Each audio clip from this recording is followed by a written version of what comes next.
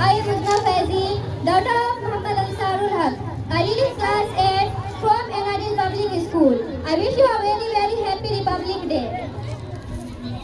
وبك نستعين أما بعد أعوذ بالله من الشيطان الرجيم بسم الله الرحمن الرحيم ولا تهنوا ولا تحزنوا وأنتم الأعلون إن كنتم مؤمنين صدق الله العلي العظيم. جدا بدن سے ہرگز نہ یہ پیر ہن ہوں گے، جدا بدن سے ہرگز نہ یہ پیر ہن ہوں گے، وطن کے ہوتے ہوئے بھی اپنا ہم بے وطن ہوں گے. مطالبہ کبھی ہجرت کا ہم سے مت کرنا، مطالبہ کبھی ہجرت کا ہم سے مت کرنا، یہی جئیں گے مریں گے یہی دفن ہوں گے. قائد ملت اور ہندو مسلم سکھ عیسائی اور دیگر مذاہب کے ماننے والے ہندوستانی بھائیوں، جب گلستہ کو خون کی ضرورت پڑی تو سب سے پہلے ہماری ہی گردن کٹی. جب گلستہ کو خون کی ضرورت پڑی تو سب سے پہلے ہماری ہی گردن کٹی. پھر بھی کہتے ہیں ہم سے اب یہ اہل چمن، یہ چمن ہے ہمارا تمہارا نہیں. حضرات، آج کے اس تاریخی جشن یوم جمہوریہ کے موقع پر آپ حضرات نے جس عنوان پر ہمیں لبکشائی کی ہدایت کی ہے، سچ بات تو یہ ہے کہ میں اس کا اہل نہیں ہوں، اور نہ ہی میری زبان اس لائق ہے، اور نہ ہی میرا مطالعہ اتنا وسیع ہے کہ عظیم ہندوستان کے عظیم الشان آزادی سے لے کر اب تک کی تاریخ کو بیان کر سکوں. دوستو، آج ہندوستان کے گوشے گوشے اور چپے چپے مختلف تنظیموں، مختلف اداروں، اسکولوں اور کالجوں میں غیر معمولی دھوم دھام سے یوم جمہوریہ کا جشن منایا جا رہا ہے. غلام ہندوستان کی داستان اور آزادی کی کہانیاں سنائی جا رہی ہے. مجاہدین آزادی کو خراج تحسین پیش کیا جا رہا ہے. ایسے وقت میں ہمیں بھی ایک طرف اپنا اسلاف کی قربانیاں یاد آتی ہے تو دعائیں مغفرت کے لیے خود بخود ہار اٹھ جاتے ہیں، تو دوسری طرف جمہوریہ ہندوستان کے مسلمانوں کی دردناک واقعہ اور ظلم و ستم کی داستان سامنے آتی ہے تو خون کے آنسو نکل پڑتے ہیں اور دل سے ایسی آگ نکلتی ہے کہ اگر ہمارے اکابر اسلاف کو اس کا تصور بھی ہوتا تو خدا کی قسم وہ لوگ کبھی بھی اس ملک کو انگریز بھیڑیے کی غلامی سے چھڑانے اور ہندوستان کو آزاد کرانے کے لیے اتنی بڑی بڑی قربانیاں نہ دیتے. اگر انہیں یہ معلوم ہوتا کہ اس ہندوستان میں مسلمانوں کے اوپر ایسا دن بھی آئے گا کہ جب مسلمان آزادی کی جگہ انگریزوں کی غلامی ہی پسند کریں گے تو وہ کبھی بھی شمشیر برہنہ لے کر میدان جہاد میں نہ نکلتے.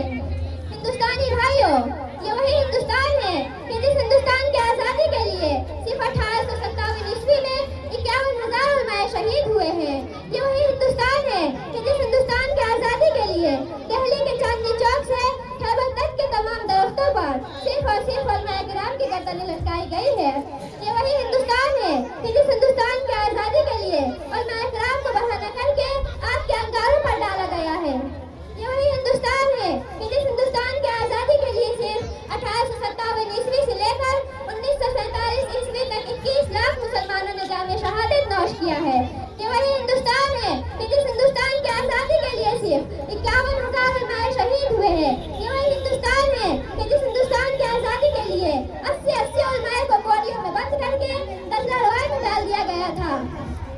یہ وہی ہندوستان ہے کہ جس ہندوستان کی آزادی کے لیے ٹیپو سلطان نے اپنی جان گنوا دی تھی. یہ وہی ہندوستان ہے کہ جس ہندوستان کی آزادی کے لیے شاہ اسماعیل شہید نے اپنی گردن کٹوا دی تھی.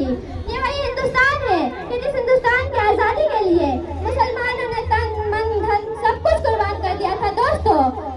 اگر مجھے معلوم ہوتا کہ اس ہندوستان میں مسلمانوں کے اوپر ظلم و ستم کا پہاڑ توڑا جائے گا، مسلمانوں کو اپنے حقوق سے محروم کیا جائے گا، مسلمانوں کے معصوم بچے اور بچیوں کو گولیوں کا نشانہ بنایا جائے گا، مسلمانوں کے مدارس و مکاتب میں پڑھنے پڑھانے والے کو دہشت گردی کا انعام دیا جائے گا، مسلمان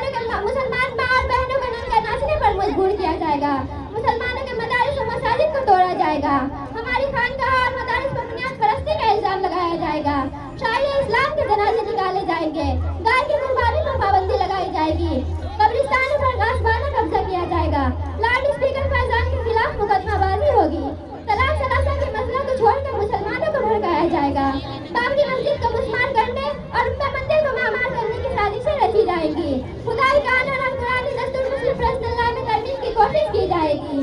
ایک غداروں سے میں کہتا ہوں کہ اگر ہم ہیں غدار وطن تو پابند وفا تم بھی نہیں، اگر ہم ہیں غدار وطن تو پابند وفا تم بھی نہیں،